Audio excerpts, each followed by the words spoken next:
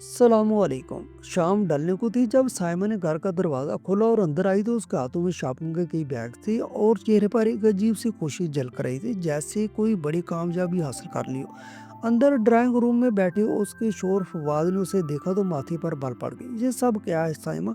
आज फिर शॉपिंग करने निकल गई थी? फवाद ने सख्त लहजे में कहा, मगर साइमा तो अपनी खुशी में डूबी हुई थी। उसने बैग मेज पर रखे और मुस्कुराते हुए बोली, अरे फवाद, तुम सोच भी नहीं सकते, आज तो इतनी शानदार सेल लगी थी, क्या बताऊं, मुझे तो पता ही नहीं था। कल फरा आंटी ने पार्टी में बताया था, इतनी ज़बरदस्त ड्रेसेस और ब्रांडेड ब्यूटी प्रोडक्ट्स आधी कीमत में मिल रहे थे कि मैं रोक ही नहीं सकी। ये देखो, साड़ी बिल्कुल आधी कीमत पर मिली और ये मेकअप आइटम्स इतने बेहतरीन ऑफर्स पर थे कि इनकार करना मुश्किल था। साइमा की बातें सुनकर फवाद ने सर पकड़ लिया और गुस्से से बोला, ये फजूल खर्ची कब खत्म होगी तुम्हारी? पहले भी समझाया है कि इन फजूल चीज़ों पर पैसे मत बहाया करो, मगर तुम्हें परवाह ही नहीं। अब तो ये तुम्हारी आदत बनती जा रही है। शोर की डांट सुनकर साइमा को खुशी कम हो गई। उसने आहिस्ता से कहा, लेकिन फवाद, हर पार्टी में मेरी सहेलियां इतने कीमती कपड़े ज्वेलरी पहनती हैं, सबकी नजरें इन्हीं पर रहती है, तारीफें भी उन्हीं की होती हैं। मुझे भी शौक तो है कुछ अच्छा पहनने का। डायमंड ज्वेलरी नहीं खरीदती, कम अज कम कपड़े तो ले सकती हूँ ना। साइमा की बात को फवाद और बरम हो गया। तो क्या अब सहेलियों की देखा देखी में घर का सारा बजट खराब कर दूंगी?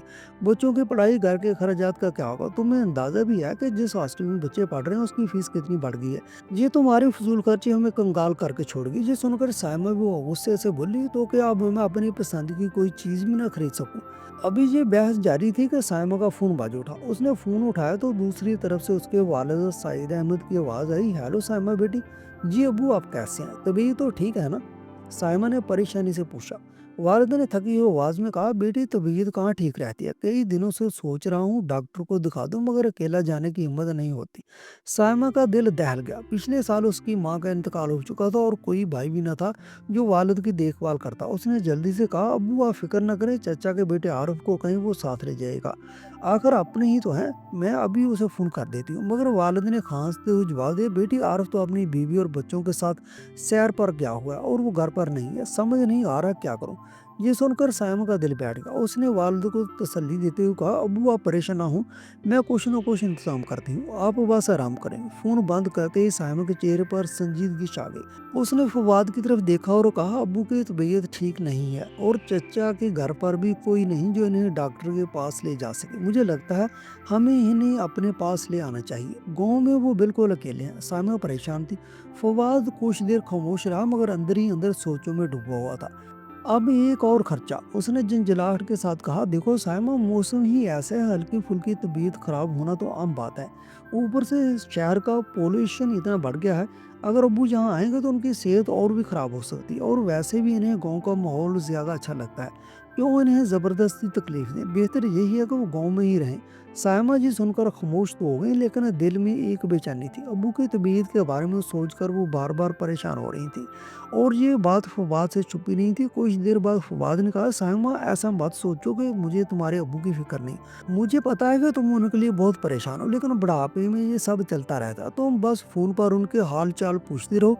अगर उनकी तबीयत ज्यादा खराब हो तो तुम चंद देने के लिए गाँव चले जाना। ये सुनकर साइमा ने आहिस्ते से कहा, शायद तुम ठीक कह रहे हो, शहर का माहौल उनके लिए ठीक भी ना हो।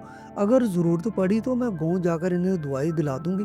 2 दिन गुजर गए। साइमा जब भी अब्बू को फोन करती उनकी आवाज पहले से ज्यादा कमजोर और थकी हुई लगती। तीसरे दिन सुबह सवेरे उसने फोन किया, अब्बू अब तबीयत कैसी है? अब्बू ने धीरे से कहा, बेटी अब भी वही हाल है, दुआ से भी फर्क नहीं पड़ता, सोच रहा हूँ किसी दूसरे डॉक्टर को दिखा दूं, मगर अकेला जाना मुश्किल है, अगर तुम दोनों आ जाओ तो बेहतर होगा। ये सुनकर साइमन की आंखों में आंसू भर आए। उसने कहा, अबू आप फिक्र न करें, मैं अभी कुछ इंतजाम करती हूँ। फोन बंद करने के बाद वो फौरन फवाद के पास गई और कहा, अबू की तबीयत में कोई बेहतरी नहीं है, उन्होंने कहा कि हम गाँव जाएं और इन्हें डॉक्टर के पास लेकर चलें, मुझे लगता है हमें जाना चाहिए। फवाद सोच में पड़ गया, लेकिन चेहरे पर झुंझलाहट साफ नजर आ रही थी। साइमा, मैं तुम्हारी फिक्र समझता हूँ, लेकिन इस वक्त मेरे लिए वहाँ जाना मुमकिन नहीं, दफ्तर का काम बहुत ज्यादा है। अब्बू से कहो कि वो किसी अच्छे डॉक्टर को दिखा लें, अब तो गांव में भी अच्छे डॉक्टर मिल जाते हैं, इन्हें वहीं इलाज कराने दो। ये सुनकर साइमा खामोश हो गई। साइमा बारी दिल के साथ किचन में जाकर काम करने लगी। उसके किचन में जाने के बाद फवाद ने झंझलाहट से अखबार मेज पर पटक दिया और बड़बड़ाते हुए कहा, बस हद हो गई है, इसके अब्बू तो रोज ही बीमार रहते हैं, हर दूसरे दिन फोन करके बुला लेते हैं, क्या हमारे पास इतना फारग वक्त है कि बार बार गाँव जाकर इन्हें डॉक्टर के पास ले जाएं? अगर तबीयत खराब है तो खुद ही क्यों नहीं चले जाते डॉक्टर के पास? हर बार हमें ही क्यों परेशान करते हैं। वो जला रहा था, कभी साइमा कहती है अब्बू को शहर ले आएं, कभी कहती है गाँव चलें। भई अगर वो बीमार हैं तो मैं क्या करूँ? क्या मैंने ठेका ले रखा है इसके अब्बा जी का? कुछ देर बाद नाश्ता करके फवाद दफ्तर के लिए निकल गया। नाश्ता करने के बाद साइमा ने जल्दी जल्दी घर के सारे काम निपटाने शुरू कर दिए। उसी दौरान दरवाजे पर हल्की सी दस्तक हुई। साइमा ने हाथ पूछे और दरवाज़ा खोला तो सामने उनकी किराएदार निदा खड़ी थी। उसके हाथ में एक प्लेट थी जिसमें बेसन के लड्डू रखे थे। भाभी जी, आज मैंने लड्डू बनाए थे, सोचा आपके लिए भी ले आऊं। निदा ने मुस्कुराते हुए कहा। साइमन ने जबरदस्ती मुस्कुराकर प्लेट ली और शुक्रिया अदा किया, लेकिन चेहरे की उदासी साफ झलक रही थी। निदा ने फौरन महसूस किया और पूछा, भाभी जी खैरियत है? आप कुछ परेशान लग रही हैं। साइमन ने आप भरते हुए कहा, कुछ खास नहीं, बस अब्बू की तबीयत ठीक नहीं रहती। ये सुनकर निदा थोड़ी फिक्रमंद हुई। इन्हें क्या हुआ? साइमा ने कहा, शुगर के मरीज तो पहले ही हैं, अब सांस लेने में भी तकलीफ होने लगी है। मैंने फवाद से कहा था कि चलकर अबू को डॉक्टर को दिखाते हैं, मगर उसके पास वक्त ही नहीं। निदा ने हमदर्दी से कहा, भाभी जी फिर तो आप बहुत फिक्रमंद होंगी। इतने में निदा का शोर वकास बाजार से वापस आया। उसे देखते ही निदा ने कहा, अरे वकास, आप सही वक्त पर आ गए। देखें ना भाभी जी कितनी परेशान है, उनके अबू की तबीयत खराब है और फवाद भाई के पास वक्त नहीं है जाने का। वकास ने बात सुनी और फौरन बोला, तो उसमें परेशानी की क्या बात है? निदा तुम भाभी के साथ चलिए, मैं आप दोनों को गाड़ी से गाँव छोड़ देता हूँ। ये सुनकर साइमा हैरान हुई और झिझकते हुए बोली, अरे नहीं नहीं, आप इतनी तकलीफ ना करें। वकास ने मुस्कुरा कर कहा, भाभी जी इसमें तकलीफ की क्या बात है? अब्बू जी वहाँ अकेले परेशान होंगे, आपको इन्हें फौरन डॉक्टर के पास ले जाना चाहिए। और फिर हम सब एक ही मोहल्ले और फैमिली की तरह हैं, अगर हम एक दूसरे के काम ना आए तो फिर कौन आएगा? निदा ने भी प्यार से कहा, जी भाभी आप फिक्र ना करें, बाप के साथ चलती हूँ, वकास हमें गाड़ी से छोड़ देगा। साइमन ने दिल ही दिल में सुकून महसूस किया और वकास का शुक्रिया अदा किया। वकास ने फौरन गाड़ी की चाबी उठाई और कहा, चलिए भाभी जी, देर करना ठीक नहीं। साइमन ने अपना दुपट्टा उठाया और उन दोनों के साथ जाने के लिए तैयार हो गई। कभी कभी मदद वहाँ से मिलती है जहाँ से उम्मीद भी नहीं होती। गाड़ी में बैठी साइमा सोच रही थी कि वाकई जी अल्लाह की रहमत है। गाँव पहुंचकर वकास ने साइमा के वालिद सईद अहमद को गाड़ी में बिठाया और डॉक्टर के पास ले गया। टेस्ट के बाद डॉक्टर ने कहा, इनका शुगर लेवल काफ़ी बढ़ा हुआ है और फेफड़ों में इन्फेक्शन भी है। मैं कुछ दवाइयाँ लिख देता हूँ, इंशाल्लाह जल्द ठीक हो जाएंगे। अस्पताल से वापस आने के बाद साइमा 2 दिन के लिए अब्बू के पास ही रुके। जाते वक्त वकास और निदा ने कहा, भाभी जी अगर किसी भी चीज़ की ज़रूरत हो तो हमें फ़ौरन बताइएगा, कभी भी कॉल कर लीजिएगा। तीसरे दिन साइमा वापस शहर आई तो शाम के 7 बज रहे थे। वो थकी मांदी अंदर आकर सोफे पर बैठ गई। फवाद ड्राइंग रूम में टीवी देख रहा था। उसने रस्मी अंदाज में पूछा, तो अब अब्बू की तबीयत कैसी है? साइमा ने पानी का गिलास उठाते हुए जवाब दिया, अब बेहतर है, शुगर लेवल काफ़ी बढ़ गया था। ऊपर से वो खाने में एहतियात भी नहीं करते। पिछले कई दिनों से केस के सिलसिले में अदालत के चक्कर लगाते रहे, अपनी सेहत का ख्याल ही नहीं रखा। इसी वजह से तबीयत ज़्यादा ख़राब हो गई थी। लेकिन एक बात अच्छी हुई, बरसों से जो ज़मीन का केस चल रहा था, आखिरकार उसका फैसला अब्बू के हक में आया है। ये सुनते ही फवाद चौंक गया। कौन सा केस? साइमा ने कहा, वही ज़मीन का केस जो हाईवे के साथ वाली ज़मीन पर था, कई सालों से चल रहा था। आखिरकार अब्बू ने वो जीत लिया। फवाद के हाथ से चाय का कप गिरने ही वाला था। वो हैरानी से बोला, क्या वही हाईवे के साथ वाली जमीन? साइमा ने आम लहजे में कहा, हाँ वही। फवाद की आंखें फैल गई। अरे उसकी कीमत तो करोड़ों रुपए है। साइमा ने कहा, जी तकरीबन 5 करोड़ तक पहुंच गई है।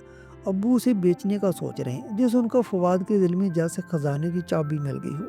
उसके चेहरे पर एक अनोखा जोश और खुशी झलकने लगी। वो बोला, वाह ये तो बड़ी खुशखबरी है। क्या उन्होंने बताया कि वो इतने पैसों का क्या करेंगे? साइमा ने कहा, नहीं अभी तो कुछ नहीं सोचा, और वैसे भी जब सेहत साथ ना दे तो पैसे का क्या फ़ायदा? फवाद ने संजीदा होने का ढोंग रचाते हुए कहा, ये तो ठीक है, ऐसे बड़े फैसले सोच समझ कर करने चाहिए। आखिर ये उनकी मेहनत की कमाई है। लेकिन अंदर ही अंदर फवाद के दिल में तूफान मच गया था। वो आम सा दिख रहा था, मगर सोच रहा था, कहीं साइमा के चचाजादा आरफ अब्बू को अपने हक में करके ये ज़मीन हथिया ना ले। आखिरकार साइमा तो अपने अब्बू की इकलौती बेटी है और उसे ज़मीन पर हमारा ही हक बनता है। रात को जब साइमा किचन के काम खत्म करके कमरे में आई तो फवाद लैपटॉप के सामने बैठा था। साइमा ने देखा कि उसका ध्यान स्क्रीन पर बिल्कुल नहीं था। साइमा ने बिस्तर पर बैठते हुए कहा, क्या सोचों में खोए हुए हैं? लैपटॉप का काम खत्म होगा तो इसे बंद करें और सो जाएं। फवाद ने संजीदगी से कहा, साइमा तुम्हारे अब्बू की तबीयत वैसे ही ठीक नहीं रहती, क्या तुम्हें नहीं लगता कि अब इन्हें गाँव में अकेला छोड़ना दुरुस्त नहीं होगा? आखिर वो हमारे बड़े हैं, उनका ख्याल रखना हमारा फर्ज है। साइमन ने हल्का तंज करते हुए कहा, मैंने तो पहले भी कहा था कि चलकर उनसे मिलते हैं, लेकिन आपको तो दफ्तर का काम ज्यादा जरूरी लगता है। फवाद ने गहरी सांस लेते हुए कहा, साइमन तुम्हारे वालिद की हालत बहुत ख़राब है, अब सोचता हूँ कि इन्हें यहीं ले आते हैं, हमारे साथ रहेंगे तो हम उनकी अच्छी देखभाल कर सकेंगे। फवाद की बात सुनकर साइमा तजब्जब में पड़ गई और बोली, लेकिन आपने ही कहा था कि गांव का माहौल उनके लिए बेहतर है, शहर में तो इतना आलूदा माहौल है कि सेहतमंद आदमी भी बीमार हो जाए और फिर उनका दिल भी यहाँ लगेगा या नहीं कौन जाने। 2-3 दिन बाद कज़न तो आ ही जाएगा, फिर वो लोग उनका ख्याल रख लेंगे।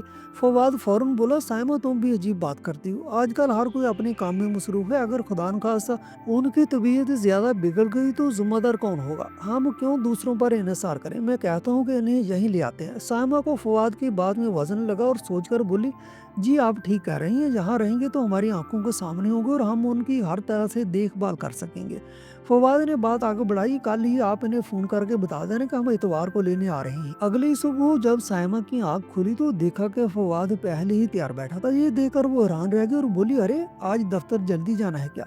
इतनी सुबह सुबह तैयार हो गए? फवाद ने मुस्कुरा कर कहा, नहीं साइमा, आज दफ्तर नहीं जाऊंगा, मैंने छुट्टी ले ली है। साइमा और भी हैरान हुई, छुट्टी क्यों, कोई खास बात है क्या? फवाद ने संजीदगी से कहा, हाँ साइमा, हम आज ही गाँव जा रहे हैं अब्बा को लेने। साइमा ने चौंक कर कहा, लेकिन हमने तो इतवार को जाने का सोचा था, अचानक आज क्यों? फवाद बोला, जितना जल्दी इतना बेहतर, उनकी सेहत का सवाल है, इस मामले में कोई देर या कुताही नहीं कर सकता। और साइमा तुम जानती हो तुम्हारे कज़न कितने चालाक हैं, वो बड़ी आसानी से अब्बा को बहला फुसला कर ज़मीन अपने नाम कर सकते हैं और हम हाथ मलते रह जाएंगे। इन्हें जहाँ ले आएंगे तो एक तीर से दो शिकार हो जाएंगे। साइमा ने कुछ देर सोचकर कहा, जी ठीक है, कज़न पर भरोसा नहीं किया जा सकता। फवाद ने कहा, तो फिर अभी फ़ोन करके बता दो कि हम आज ही आ रहे हैं। साइमा ने फ़ौरन अपने वालिद सईद साहब को फ़ोन किया, लेकिन उन्होंने हैरत से कहा, बेटी क्यों आना, मेरी तबीयत अब बेहतर है, मैं यहीं ठीक हूँ। साइमा ने परेशान होकर कहा, अब्बा आप समझ क्यों नहीं रहे, शहर में हमारे साथ रहेंगे तो हम आपकी अच्छी तरह देखभाल कर सकेंगे। इतने में फवाद ने फ़ोन हाथ में लेकर बावकार लहजे में कहा, अब्बा जी अब कोई दलील नहीं सुनूंगा, आपकी सेहत हमारे लिए सबसे ज़रूरी है, आज हम आपको लेने आ रहे हैं, फैसला हो चुका है। सईद साहब ने हल्की मुस्कुराहट के साथ कहा, बेटा कितना ख्याल रखते हो मेरा, लेकिन सच तो ये है कि मुझे यहीं सुकून मिलता है, यहाँ की मिट्टी और माहौल मुझे अपना सा लगता है। फवाद ने जज्बाती लहजे में कहा, अब्बा जी आप नहीं जानते कि जहाँ साइमा, मुझे आपकी कितनी फिक्र है, आप सामने रहेंगे तो हमारे दिल को तसल्ली होगी। साइमा आपकी इकलौती बेटी है, उसका फ़र्ज़ है कि आपका ख्याल रखे। और आप ये बताएं, अगर आपकी जगह मेरे वालिद होते तो क्या मैं उनके लिए यही सब न करता? फवाद के बातों के आगे सईद साहब मान गए और शाम को वो दोनों इन्हें साथ लेकर शहर वापस आए। घर पहुंचते ही फवाद ने गाड़ी रोकी और कहा, साइमा तुम गेट खोलो, मैं अब्बा जी को बाहर निकालने में मदद करता हूँ। साइमा ने दरवाज़ा खटखटाया तो किराएदार निदा की आवाज़ आई, भाभी आ गई। इतने में फवाद ने सईद साहब का हाथ थामकर इन्हें गाड़ी से बाहर निकाला। निदा ने जल्दी से गेट खोला और सईद साहब को देखकर अदब से हाल अहवाल पूछा, फिर साइमा से बोले, ये तो बहुत अच्छा किया आपने, भाभी को भी अंकल को भी यहीं ले आए। सईद साहब के आने से घर का माहौल खुशगवार हो गया। साइमा सुबह उनके लिए नाश्ता तैयार करती और शाम को फवाद दफ्तर से आकर उनके साथ वक्त गुजारता। सईद साहब भी मुतमईन और खुश थे। एक शाम सब लोग चाय पी रहे थे कि फवाद ने आहिस्ता से बात शुरू की, अब्बा जी सच कहूँ तो आपके यहाँ आने के बाद घर में एक अलग ही रौनक आ गई है, अल्लाह का दिया सब कुछ है, घर में बड़े की कमी थी वो भी पूरी हो गई, बस एक बात है जो कभी कभी परेशान करती है। सईद साहब चौंक कर बोले, क्या बात है बेटा, सब खरीयो तो है? फवाद ने हल्की आह भरते हुए कहा, जी अब्बा सब ठीक है, बस ये घर आजकल के ज़माने के हिसाब से थोड़ा पुराना सा लगता है। बच्चे जब अपने दोस्तों को बुलाते हैं तो इन्हें इस घर में लाने में शर्मिंदगी महसूस होती है। सईद साहब हैरान हो गए, ऐसा क्यों बेटा, घर तो ठीक है। फवाद ने नरमी से कहा, जी अब्बा लेकिन इनके दोस्तों के घर बड़े और जदीद हैं तो मुकाबले में ये घर थोड़ा आम सा लगता है। अगर घर किसी अच्छी सोसाइटी में होता और थोड़ा मॉडर्न होता तो बात ही कुछ और होती। आप तो जानते हैं आजकल प्रॉपर्टी की कीमतें आसमान को छू रही हैं, अच्छे इलाके में बड़ा घर लेना हो तो अच्छी खासी रकम चाहिए। सईद साहब ने सर हिलाकर कहा, हाँ बेटा तुम ठीक कह रहे हो, वाकई आज के ज़माने में हर चीज़ का खर्च बढ़ गया है, नया घर भी अच्छा खासा बड़ा होना चाहिए, अब बच्चे भी बड़े हो रहे हैं, इन्हें भी अपने अलग कमरे चाहिए होंगे, सब कुछ कैसा होगा समझ नहीं आता। सईद साहब फवाद की बात सुनकर गहरी सोच में पड़ गए। उन्होंने चाय का कप मेज़ पर रखते हुए कहा, तो बेटा इसमें परेशानी वाली क्या बात है, जो भी मदद चाहिए तुम मुझे बताओ। ये बात सुनकर फवाद की आंखों में चमक आ गई, लेकिन अपनी खुशी पर काबू पाते हुए वो उदास लहजे में बोले, अब्बा बात इतनी आसान नहीं है, ये करोड़ों का मामला है। बेटा तुम फिक्र क्यों कर रहे हो, मेरे पास जो कुछ है वो आखिर तुम्हारा ही तो है। गाँव की ज़मीन बेचने के बाद मुझे जितना भी पैसा मिलेगा वो सब तुम और साइमा के लिए ही है। इस ज़मीन को बेच कर लगा देते हैं। ये सुनकर फवाद ने अपनी खुशी छुपाते हुए साइमा की तरफ देखा और कहा, अब्बा अगर आप ऐसा कह रहे हैं तो हम जल्दी ही किसी अच्छी सोसाइटी में एक अच्छा घर देखना शुरू कर देते हैं। अगले ही दिन से फवाद और साइमा ने शहर की बड़ी-बड़ी सोसाइटियों में नए घर देखने की कोशिशें शुरू कर दी। वो बड़े-बड़े फ्लैट्स और शानदार घर देखने के आखिरकार इन्हें एक बड़ा शानदार मकान पसंद आ गया। 1-2 दिन में सौदा पक्का करने के लिए एडवांस रकम देनी थी। नए घर के बारे में सोच कर फवाद और साइमा बहुत खुश थे। शुरू-शुरू में तो साइमा और फवाद सईद साहब का अच्छी तरह ख्याल रख रहे थे, लेकिन आहिस्ता-आहिस्ता उन्होंने उनकी सेहत के मामले में लापरवाही बरतनी शुरू कर दी। एक दिन सईद साहब आंगन में चारपाई पर लेटे हुए ज़ोर-ज़ोर से खांस रहे थे। उनकी सांस फूल रही थी। साइमा किचन से बाहर आई और बोली, क्या अब्बा आपने दुआ वक्त पर नहीं खाई? सईद साहब ने कमज़ोर आवाज़ में कहा, नहीं बेटी दुआ ख़त्म हो गई। मैंने फवाद से कहा था लेकिन शायद वो लाना भूल गया। इतने में फवाद अंदर से बाहर आया और बात सुनकर कहने लगा, अरे अब्बा माफ़ करना, मैं दुआ लाना भूल गया। दफ्तर का काम इतना था कि ख्याल ही नहीं रहा। सईद साहब ने हल्की खांसी के साथ कहा, ठीक है बेटा दुआ बाद में लाना, अभी मुझे डॉक्टर के पास ले चलो, वो एक बार देख लेगा तो सही दुआ लिख देगा। लेकिन फवाद ने जल्दी से गाड़ी की चाबी उठाते हुए जवाब दिया, अब्बा अभी डॉक्टर के पास जाने का वक्त नहीं है, हमें बैंक जाना है। नए मकान की डील पक्की करने के लिए जो एडवांस रकम देनी है उसके लिए एफडी तोड़नी पड़ेगी। आप फिक्र ना करें, शाम तक मैं दुआ ले आऊंगा। सईद साहब ने थकी आवाज में कहा, बेटा मेरी तबीयत बहुत खराब हो रही है, मुझे सांस लेने में दिक्कत हो रही है। उस पर साइमा ने जल्दी से कहा, अब्बा हमें बैंक में ज्यादा वक्त नहीं लगेगा, आप थोड़ा आराम करें, हम जल्दी आ जाएंगे। फवाद ने गाड़ी स्टार्ट की और साइमा के साथ बैंक के लिए निकल गया। सईद साहब अकेले खांसते हुए वहीं चारपाई पर लेटे रहे। उनकी हालत बिगड़ती जा रही थी। सईद साहब के खांसने की आवाज़ सुनकर निदा बाहर निकली और सीढ़ियों से उतरकर नीचे आई।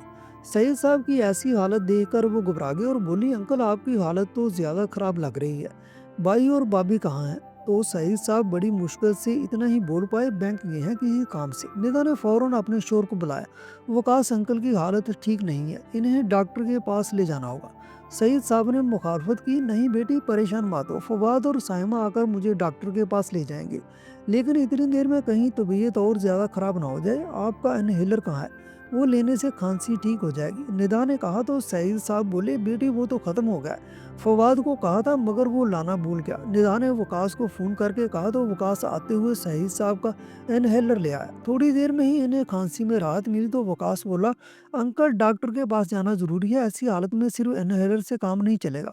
सईद साहब ने झिझकते हुए कहा, बेटा इसकी क्या ज़रूरत है, फवाद और साइमा आते ही होंगे, वो खुद मुझे ले जाएंगे। अंकल आप हमें गैर क्यों समझते हैं, हम तो आपके ही बच्चों जैसे हैं। कहते हुए वकास ने गाड़ी निकाली और इन्हें डॉक्टर को दिखाने के लिए ले गया। सईद साहब ने निदा और वकास को ढेर में दुआएं दी। बेटी दामाद के घर रहते हुए सईद साहब का हर दिन पहले जैसा ही काट रहा था, बगैर देखभाल बगैर सहारा। फवाद और साइमा अपनी दुनिया में मगन थे। जब भी सईद साहब किसी काम के लिए फवाद को कहते तो वो हमेशा टाल देता, अब्बा अभी वक्त नहीं है, कल दफ्तर से आते हुए ले आऊंगा। ये जवाब इतनी बार सुनने को मिला कि अब सईद साहब ने उम्मीद ही छोड़ दी थी। साइमा भी अब उनके लिए लापरवाह हो चुकी थी। वो या तो पार्टी में रहती या शॉपिंग में, घर पर होती तो फोन पर अपने सहेलियों से बातें करती। आज सुबह के 11 बज रहे थे। यूं तो साइमा फवाद के जाने के बाद अपने अब्बा को नाश्ता दे देती थी, लेकिन आज वो अभी तक खाना लेकर नहीं आई थी। सईद साहब ने चारपाई पर लेटे हुए आवाज दी, साइमा बेटी नाश्ता दे दो। साइमा अंदर फोन पर बात करने में मसरूफ थी। तुझे पता है हमने जो घर लिया है वो कितना शानदार है, एक एक चीज मेरी पसंद की है। पार्टी पर जितनी भी खवातीन अपने आप को हाई सोसाइटी की समझती हैं, सब की सब मेरे घर देखकर जल बुन जाएंगी।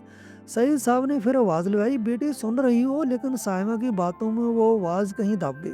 सईद साहब बाहर आंगन में ही थे, इसलिए उनकी आवाज ऊपर तक जा रही थी। निदा उनकी आवाज सुनकर बाहर आई, सलाम अंकल, सब ठीक है ना, आपने नाश्ता किया? नहीं बेटी, मैं साइमा को कह रहा था शायद वो मसरूफ है। निदा ने अपनी किचन से प्लेट में नाश्ता निकाला और सईद साहब के पास ले आई। अंकल अब आप ये खाइए, और आपकी दुआ कहाँ रखी है? डाइनिंग टेबल पर होगी, ला दोगी तो ले लूंगा। निदा ने फौरन दुआ लाकर दी और पानी का गिलास थमा दिया। सईद साहब ने जज्बाती होकर कहा, बेटी तुम हमेशा मेरी मदद करती हो, अल्लाह तुम्हें खुश रखे। अक्सर वकास भी सईद साहब के पास थोड़ी देर आकर बैठ जाता और उनका हाल चाल पूछ लेता। अब तो दुआ खत्म होने पर सईद साहब वकास को ही फोन करके दुआ मंगवा लिया करते थे और वकास के इनकार के बावजूद भी उसके हाथ में दुआ के पैसे जबरदस्ती थमा देते थे। दिन आस्ता आस्ता गुजरने लगे। फवाद और साइमा अपने ख्वाबों के घर में शिफ्ट होने के लिए बेताब थे। रजिस्ट्री का दिन भी करीब आ रहा था और वो दोनों बेहद पुरजोश थे। एक शाम जब फवाद ऑफिस से घर लौटा तो साइमा ने खुशी से झूमते हुए कहा, सुनिए, अब हम अपने नए घर में शिफ्ट होने जा रहे हैं, तो क्या आपको नहीं लगता कि हमें एक शानदार सी गाड़ी भी ले लेनी चाहिए और घर के लिए फर्नीचर भी आरामदेह और खूबसूरत होना चाहिए। हमारे रिश्तेदार, आपके दोस्त और मेरी सहेलियां सब लोग घर देखने आएंगे तो सब अच्छा लगना चाहिए ना। फवाद ने मुस्कुराते हुए कहा, ये तो बात है साइमा, वैसे आपके अब्बू को जो 5 करोड़ मिलने वाले हैं उनमें से हम तो सिर्फ 3 करोड़ का घर खरीद रहे हैं, बाकी पैसे तो अब भी बच रहे हैं। उन पैसों से हम बहुत आरामदेह फर्नीचर और एक लग्जरी गाड़ी ले सकते हैं। साइमा ने खुशी खुशी हमें भर ली। वैसे भी अब्बू इस उम्र में क्या करेंगे इतने पैसों का, और क्या, इन्हीं तो बस घर में आराम करना है, हम सब संभाल लेंगे। इधर कई दिनों से सईद साहब के दिल में एक अजीब सी बेचैनी थी। उनका दिल भारी महसूस हो रहा था और सांस लेने में दुश्वारी हो रही थी। आखिरकार वो दिन आ ही गया जब उनकी जमीन की रजिस्ट्री का काम होना था। साइमा और फवाद दोनों बहुत पुरजोश थे। फवाद ने सईद साहब से कहा, अबू जल्दी कीजिए, आज इस जमीन की रजिस्ट्री का दिन है, तैयार हो जाइए।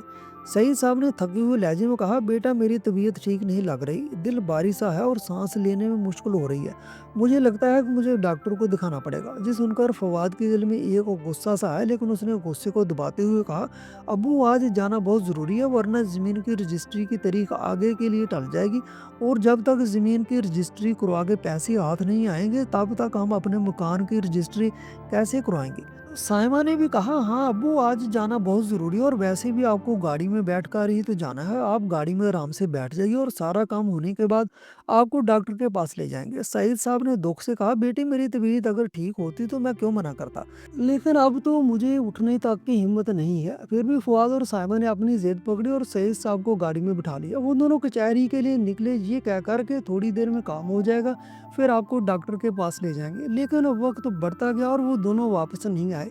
सईद साहब का दम घुट रहा था। उन्होंने 1-2 बार फ़ोन किया, लेकिन हर बार यही जवाब मिला, बस थोड़ी देर और लगेगी, फिर हम आपको डॉक्टर के पास ले जाएंगे। सईद साहब की हालत बिगड़ती जा रही थी, उनकी हिम्मत टूटने लगी थी, लेकिन उन्होंने फिर भी जैसे तैसे हौसला जमा किया और वकास को फ़ोन किया। उनकी आवाज़ कांप रही थी, वकास बेटा मुझे लगता है अब मेरा वक्त आ गया है, मेरा दम घुट रहा है, तुम जल्दी आओ।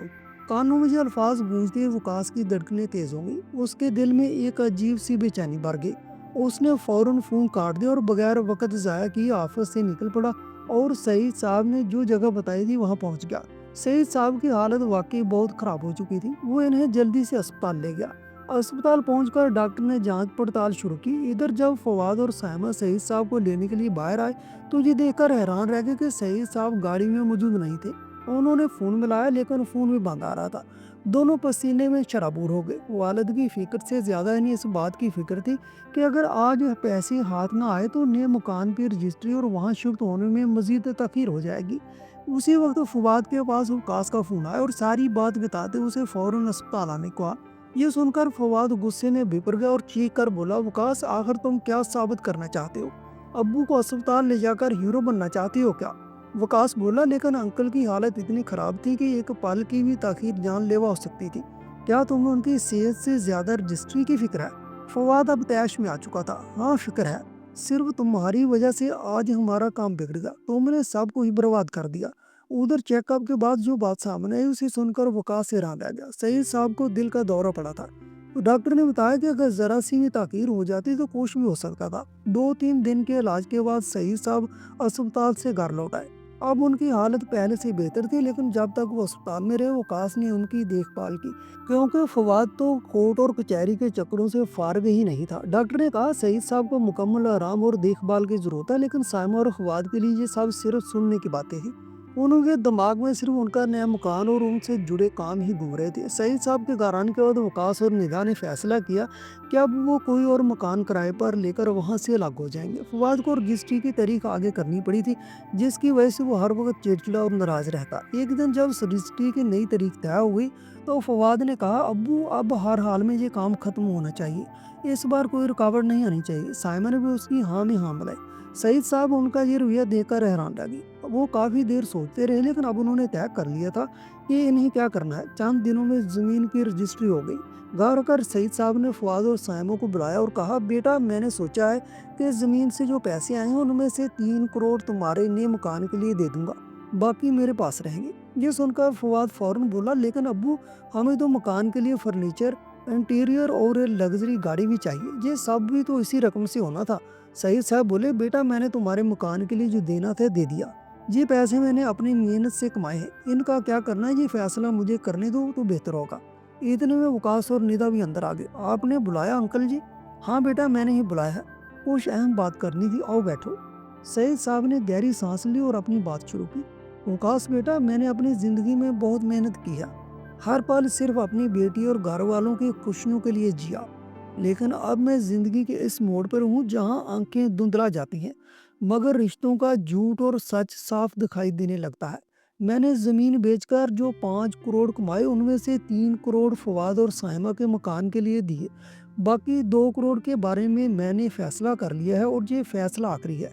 ये सुनकर फवाद बेचैन हो गया और जल्दी से बोला, अब्बू लेकिन वो पैसे तो हमारे मुस्तकबिल के लिए हैं, अभी मकान के लिए बहुत से काम बाकी हैं। तभी सईद साहब ने हाथ उठाकर उसकी बात काटते हुए कहा, फवाद मैं तुम्हारी ज़रूरतों को भी जानता हूँ और तुम्हारी नीयत को भी, लेकिन मुझसे जितना हो सका मैंने कर दिया। अब बाकी के पैसे मैं अपने पास रखूंगा। एक बाप आखिर कब तक अपनी बेटी के घर में रहेगा?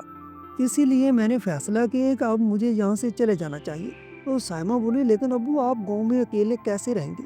नहीं बेटी, मैं गांव में नहीं रहूँगा। मैंने फैसला किया है कि अब मैं वकास और निदा के साथ अपनी बाकी की ज़िंदगी गुजारना चाहता हूँ। मेरे कोई बेटा और बहू नहीं थे, मगर उन्होंने बेटे और बहू की तरह मेरी खिदमत की है।